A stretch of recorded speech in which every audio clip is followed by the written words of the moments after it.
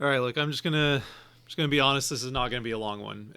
I'm probably even gonna do one take. I don't do one takes very often, mostly because I can't keep a train of thought going long enough to do it. I'll mentally get sidetracked. It just turns into a rambling mess, and this probably will get there just because, yeah, emotionally,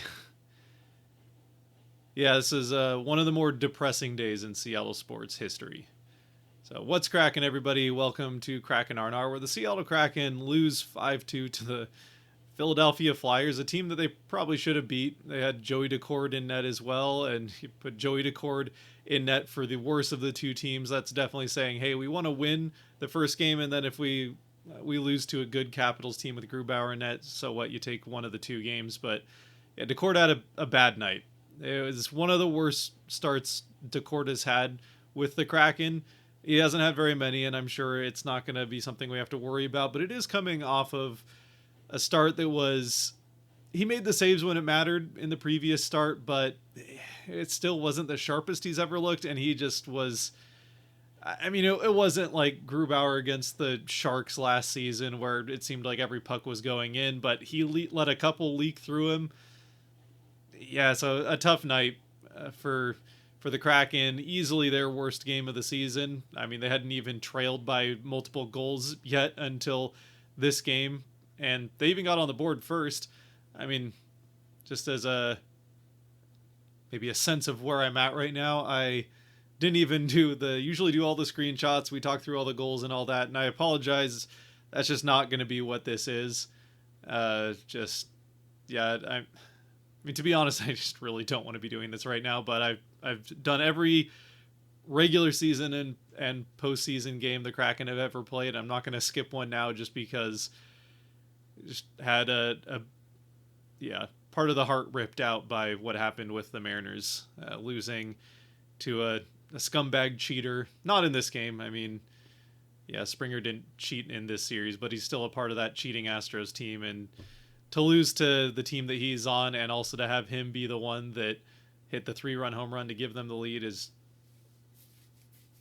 yeah, it just really sucks. And this isn't going to be the one taker. Obviously, you can probably tell by now this isn't the type of one taker, the Steve Dangle type, where it's just a yelling rampage. I don't know, but like just a yelling myself red in the face, yelling myself hoarse. It's not really where I'm at right now. I'm just kind of feeling depressed, to be honest. Not like, you know, dangerously depressed or anything like that, but just yeah, it sucks right now. It really sucks.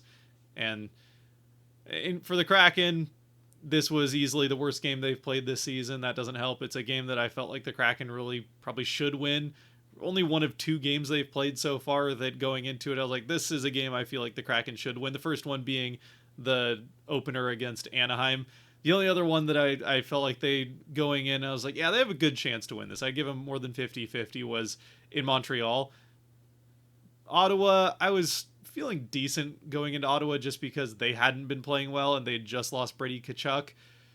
But I mean, the Kraken are still 3-1-2 on the season, still much better than I think. Well, certainly I expected at this point. I probably would have had them like 2-3-1 maybe at this point. So yeah, they're doing better as a team, and they were not as good defensively, not as disciplined defensively as we've seen them. They had a couple of lapses that did kind of leave Decord out to dry, especially on the penalty kill. The penalty kill has not gotten off to a good start to the season. The power play has gotten off to a pretty good start. The power play scored again tonight. Yanni Newman gets another goal, that one assisted by Matty Beniers. A kind of scrambling play in front of the net. Beniers found the puck, got it out to Newman, and yeah, there's no chance on that one.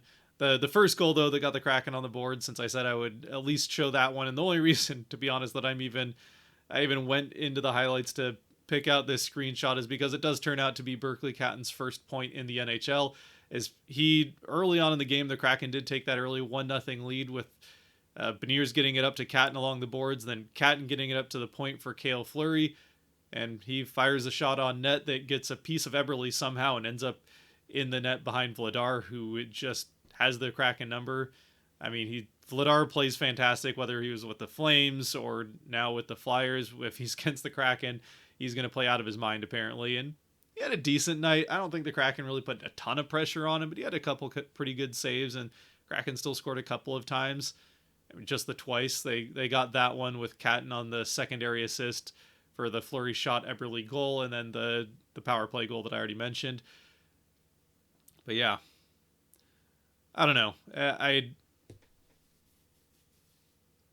mean, part of it, I'll have to admit, this is one of the Kraken games, maybe the Kraken game that I was the most distracted during, that I watched, like truly watched, like with my attention, watched the majority of it. By the time the Mariners game started, I mean, the Kraken, it didn't take long into the Mariners game, or long into that game for the Mariners. I think the Mariners had the 1-0 lead already by the time it was 4-2 Flyers. And at that point, I was like, all right, they're not playing fantastic. I'll still, have it on the second screen and look at it during commercials or maybe between pitches. But even then, I didn't really do a very good job at looking at it that much between pitches. So I have to admit, I didn't watch nearly as much or stay as nearly focused on this Kraken game as I have for pretty much every other Kraken game they've ever played aside from preseason games. And I don't feel like I really missed much based on the final score. Decord even ends up getting pulled in the third period, which I get that's kind of what you do. You protect the confidence of your goaltender, I suppose, by just taking him out when he's not playing well. But you're on a back-to-back. I suppose if you're just throwing in the towel, kind of putting up the white flag against DC already by putting Grubauer in net, then why not just put him in for the third period of this game? And if it tires him out, I guess you still have Matt Murray, so they could put Matt Murray in for the next game since Grubauer had to play the third period of this one. So I guess carrying 3 goaltenders has its perks every now and then. Not that I give Matt Murray a fantastic chance of beating DC, especially with the Kraken playing the way they did in this one. Yeah, I don't know. The power play still looks all right. Had some dangerous chances. They do only go, I think, 1 for 6, but 2 of those were, maybe is even 1 for 7. They got a decent number of chances on the power play, but 2 of them were hardly power plays. They were most of overlapping 4-on-4s from Philadelphia making poor decisions on their own power plays. There's twice that Philadelphia got a power play, and then within the first 30 seconds of it, went to the box to go to 4-on-4. So it still counts as a Kraken power play when they get 30 seconds and then like 10 seconds on the back half of a couple of streaks of 4-on-4. But those, I mean, you can kind of call those a wash. And in the end, the Kraken are, I think, 1 for 4.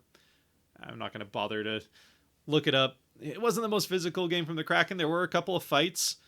So, it's Philadelphia, and good to see the Kraken at least standing up for themselves a little bit more than we used to. I mean, Lindgren got involved in one of them, I'm pretty sure. Cale Fleury got involved in one of them. At least the Fleury one, he kind of got volunteered for it, and the Kraken actually got a power play out of that for an instigator, so it's not like Fleury was really going out looking for that fight. It was after a very nice hit that he laid. I thought Cale Fleury played a pretty fantastic game for, him coming in as a 7th defenseman to fill in for Montour, who's still wasn't in this one. Another thing of note, Catton playing this game because McCann is out day to day with an upper body injury. Hopefully that doesn't go on too long, though. I think it would be a bit surprising if he plays against DC. Catton played a pretty good game overall. I think that's kind of the last thing as I kind of ramble through this.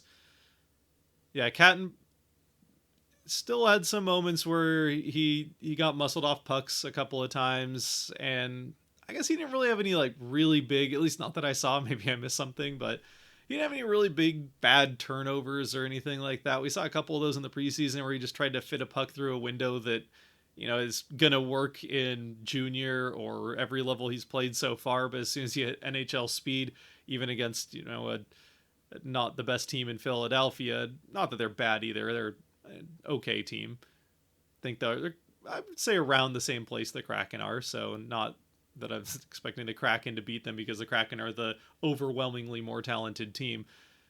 But yeah, those holes just aren't going to be there at NHL speed, and he didn't really force any bad passes that led to bad turnovers that I saw anyway. Had a couple good plays.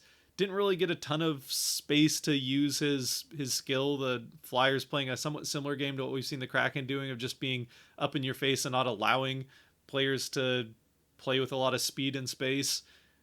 But yeah, I don't know. I mean, I guess it's a disappointing game for the Kraken on the first half of a back-to-back, so I don't know if there's going to be that much interest in people wanting to watch this anyway. but if you do, I appreciate you sticking in here. For Kraken 3 stars, we'll give Berkeley Catton a star for his first game in the NHL. He can have the first one. Matty Beniers, I thought, played really well. He can have the second one. I probably won't even bother doing the. Yeah, I probably won't do the images because I kind of want to just get this one recorded, get it uploaded, and call it a day. I might not have all the extra graphics that we usually have. I guess I probably will have to edit in just so I can put Catton's first point in the NHL because it's at least the one bright side of tonight in Seattle. I mean, the Seahawks won as well. Kind of a sloppy win, but they did win. Just to show you of how long it took me to finally get around to emotionally tackling recording this video. Yeah. Anybody other than Catton or Beniers? I'll give it to Cale Fleury. He had the big hit, stood up for a fight, stood up for himself in a fight, and yeah, put one off of some part of Eberle to get a primary assist for him, but a nice shot there. So yeah, we'll go Catton, Beniers, Cale Fleury, and hope for a better showing against the Capitals. It's going to be another pretty tough game for the Kraken, who went 0 for, was it 11? 0 for 12? 0 for whatever number of back-to-backs they had last season in the second half to back-to-backs. I do not expect that to change in this one, though they still have, if they do lose this one in DC, they still have 13 more chances the rest of the season. So, yeah, plenty of chances in the back-to-back. 28 games this season for the Kraken are either the first or second half of a back-to-back. So that's a lot of back-to-backs. I don't know. We'll get to it. We'll spend a more normal R&R here in the next one against the Capitals. This just kind of had to be a one-time, get it done. Try not to be too depressed, and yeah, just I don't know.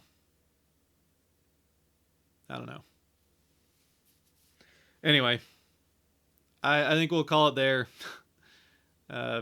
Terrible game from the Kraken. Terrible night for Seattle sports. I mean, again, the Seahawks win, go to 5-2, stay tied for the top of the division. That's all well and good, but it doesn't make up for what happened north of the border. As far as that's concerned, go Dodgers, and until next time, stay safe out there, be good to each other, God bless, and go Kraken.